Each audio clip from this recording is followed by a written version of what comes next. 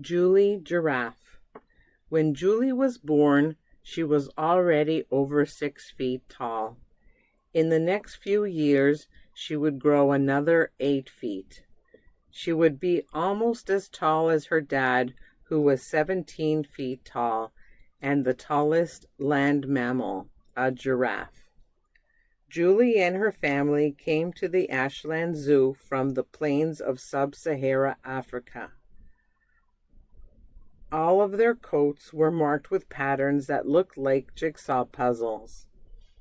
The family liked to eat shrubs, vines, and leaves. Even when the leaves grew on the trees that had big, sharp thorns, Julie's long, flexible tongue enabled her to eat without getting pricked. The young giraffe had a very large and loving heart. When she was full grown, her heart would weigh as much as 24 pounds. She needed that big heart to pump her blood all the way up through her long neck to her head. When Julie wanted a drink, the pond was a long way down. To get closer, she had to spread her front feet wide apart. When the giraffe lowered her head, a complicated system of valves, like tiny gates, slowed down the blood flow through Julie's long neck to her brain. If the blood ran through the veins in her neck too quickly, Julie would feel as if her head were going to burst. One of Julie's valves didn't work just right, so she often got headaches. One day, when Julie was leaning over the pond, her friend, Harry the hippopotamus, swam up. Julie dipped her head to greet him. Her movement was so quick that her weak valve did not have time to help her blood slow down. Julie's head began to ache, and her big brown eyes closed in pain. "What's wrong?" asked Harry. Julie told him about her headaches. "Maybe Dr. Dan, the zoo veterinarian, can help," said Harry. "He helped me many times. I go right by his office on my way home. I'll take you there." When they got to Dr. Dan's office, the veterinarian talked to Julie and checked her over very carefully. "I can teach you a way to help yourself," he said. "You can do it with self-hypnosis." "It's a lot of fun," said Harry, who had stayed around in case Julie needed him. "Close your eyes," Dr. Dan told Julie. "Imagine that you are flying on a magic carpet. The carpet takes you up into the clouds to a magical place. Pegasus, the flying horse with wings, is there, and unicorns and butterflies as big as watermelons. There are lots of juicy leaves to eat, and there is music and dancing." Julie had so much fun in that magical place that she forgot all about her headache she used to have. "Sometimes," said Dr. Dan, "instead of taking an imaginary trip on the magic carpet and leaving your headache behind, you will decide to stay right where you are and send the headache off to someplace else. Perhaps you will choose to attach the headache to a helium balloon and watch it float higher and farther away until it is just a spot on the horizon. In place of the headache is a large amount of comfort. You can get to know this place of comfort and watch it grow and expand. As the place of comfort gets bigger and bigger, and the time of comfort gets longer and longer, until you can forget to remember or remember to forget the headache you used to have.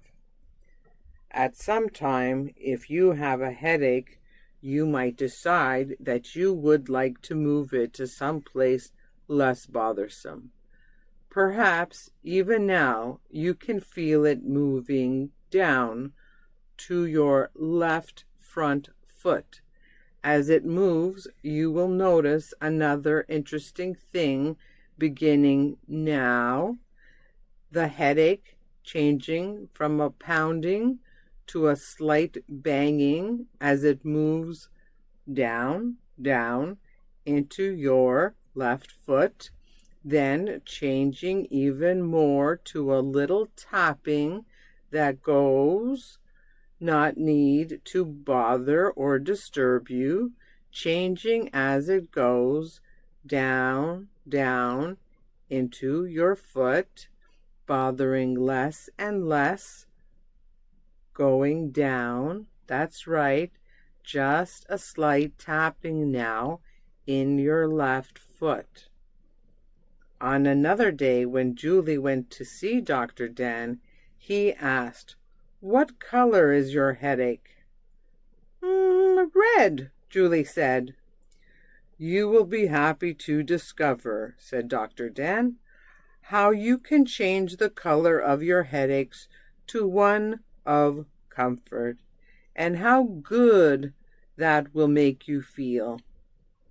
Julie imagined the color of her headache and then watched it change from red to orange to yellow to green to blue to purple.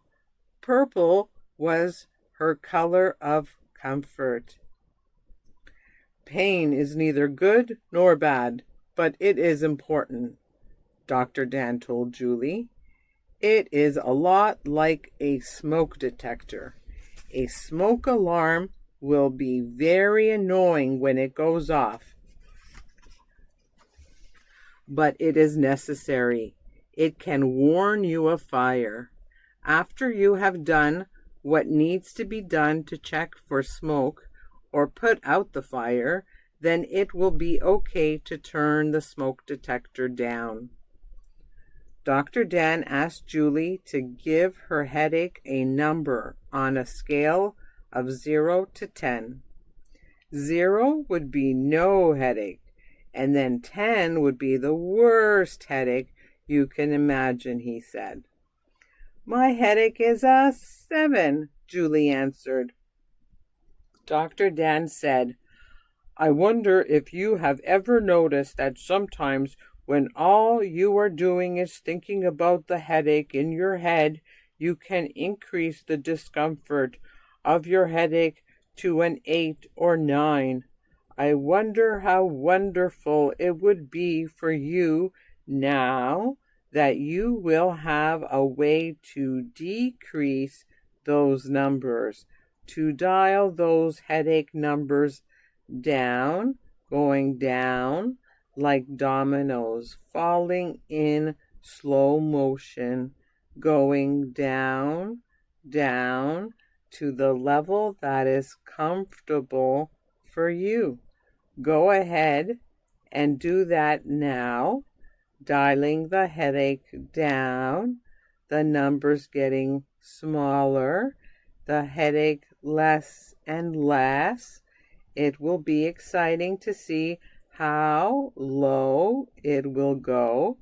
Then it will be all right to feel very proud that you were able to solve the problem with headaches that you used to have all by yourself, just by using hypnosis and the power of your imagination.